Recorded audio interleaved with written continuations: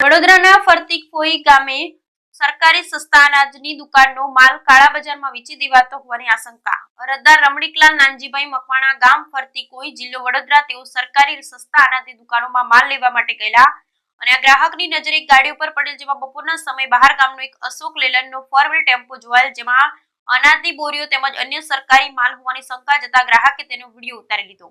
આ વિડીયોમાં જોવાતી ગાડીમાં 2 નંબરમાં સરકારી માલનું દુકાનદાર દ્વારા બારોબાર કટિંગ કરી સરકારી માલ સગે વગે કરતો હોવાની આ ગ્રાહકની શંકા જતા તેણે વિડીયો ઉતારી વાયરલ કરેલ હોવાનું જાણવા મળેલ। વળી આ સરકારી દુકાનમાં દુકાનદાર પોતાની જ બંને દીકરીઓને સરકારી માલનું વેચાણ કરવા બેસાડતા હોય અને કોઈ ગ્રાહક ઊંચા અવાજે અથવા પોતાનું કેટલું અનાજ મળે છે તેવી કોઈ પૂછપરછ જેવી કોઈ પણ વાત કરે તો તે ગ્રાહકને આ દુકાનદાર દ્વારા ધમકાવવામાં આવતા હોય છે તેવી પણ લોકવાયકા સાંભળવા મળે છે। વળી દુકાનદારે ગ્રાહકોને કેટલો માલ આપ્યો તેની સરકારશ્રી દ્વારા નિયમ મુજબ આપવામાં આવતી પાવતી પણ દુકાન દ્વારા ગ્રાહકોને આપવામાં આવતી નથી। અરજદાર રમણીકલાલ નાનજીભાઈ મકવાણા, ગામ ફરતીકોઈ, જિલ્લા વડોદરાએ પુરવઠા અધિકારી શ્રી સાહેબને આ બાબતે આ હાલમાં અને અગાઉ પણ વારંવાર રજૂઆત કરેલ છે, પરંતુ કોણ જાણે કેમ તંત્રના બહેરા કાને કોઈ સાંભળતું જ નથી તેમજ પુરવઠા અધિકારી સાહેબ પણ આ ઉપર કોઈ પણ પ્રકારનું ધ્યાન આપતા નથી તેવું અરજદાર અને જાગૃત નાગરિકનું કહ્યું છે। જેથી જાગૃત નાગરિક તરીકે આ વિડીયો મારફત અરજદાર રમણીકલાલ નાનજીભાઈ મકવાણાએ આ વિડીયો વાયરલ કરી નાગરિક પુરવઠા મંત્રી, જિલ્લા કલેક્ટર સાહેબ શ્રી, તાલુકા મામલતદાર સાહેબ શ્રી તેમજ તંત્રના જવાબદાર અધિકારીઓ પોતાની આળસ ખંખેરી આખી ખોલો વિડીયો જોઈને અને આ દુકાનમાં જઈ તાત્કાલિક સ્ટોક, બોરીઓ અને માલનું તટસ્થ કાયદેસર ચેકિંગ કરી યોગ્ય કાર્યવાહી કરે અને દૂધનું દૂધ અને પાણીનું પાણી કરે તેવી અરજદાર રમણીકલાલ નાનજીભાઈ મકવાણા અને જાગૃત નાગરિકોની માંગ છે। સત્ય હકીકત શું છે તે તપાસનો વિષય છે। Bureau report, Sairabanu Memon, Vadodara.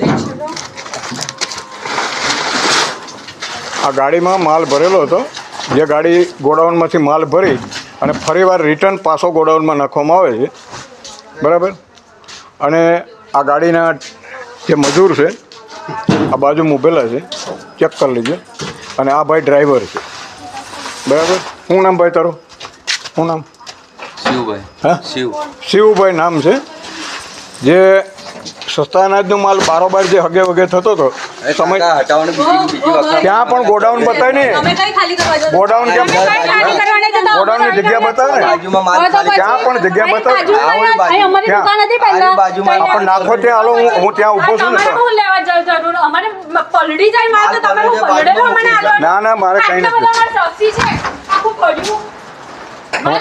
આખું ફળિયાને મારે કંઈ લેવા દે નહીં, મારે મારાથી મતલબ છે। આ ગાડી નંબર છે, બરાબર। આ ગાડી આજની તારીખે બપોરના 3:30 પછીનું વિતરણ શરૂ થયું, એ વિતરણ બંધ કરી અને માલ બારોબાર જઈ રહ્યો છે,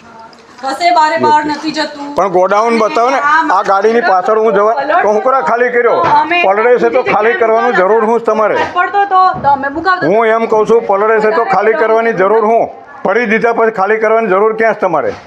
ભરેલો માલ હું કરો ખાલી કરો? ભરેલો માલ કટ્ટા જો ફાટી ગયા છે, પલળી ગયા છે, અંદર બધું થઈ અંદર ઉપર નીચે પડે છે મારે। આ પણ હું એમ કહું છું કે મારી ગણિત એક જ છે કે આ ગાડી ભરીને ખાલી કેમ કરે છે? બધું તો અમે કટ્ટા બધી ભરીને ગાડી ખાલી કેમ કરે? આમથી તઈ મોકલીએ છીએ અમે, વધારે બોલવાની જરૂર કાં બોલું તો પછી મને કેમ?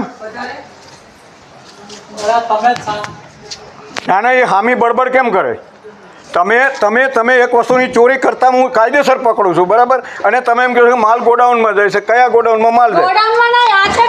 આ એ દુકાનમાં નાખો, એ દુકાનમાં નાખો, ત્યાંથી લઈ લ્યો, હું અહીં ઊભો છું ને, ગાડી ત્યાં ખાલી કરી નાખો, હાલો ભરીને ખાલી કરો, ત્યાં મારે ત્યાં ખાલી કરો, હું અહીં ઊભો છું ને, ખાલી તો કઈ વાંધો નહીં, મારી સામે ખાલી ન કરો, આ તો વાંધો નહીં, ફળિયું સાક્ષી હોય તો તમે કામ કરો, ફળિયું સાક્ષી હોય તો મને કહો। પાણી પડે, ફળિયું સાક્ષી છે ને, આ ગાડી હવે ભરાવાની નથી ને અહીંથી, બસ હવે પતી ગયું, ખાલી કરી નાખીને મને એટલી જ ખબર છે ખાલી। હવે અમારા માણસો અહીંયા સતત દેખરેખ મારે, અને તમે 3 વાગ્યા સુધી માલ આપો, 10 વાગે આવો, 3 વાગ્યા સુધી આપો ને તમે નીકળી જાઓ।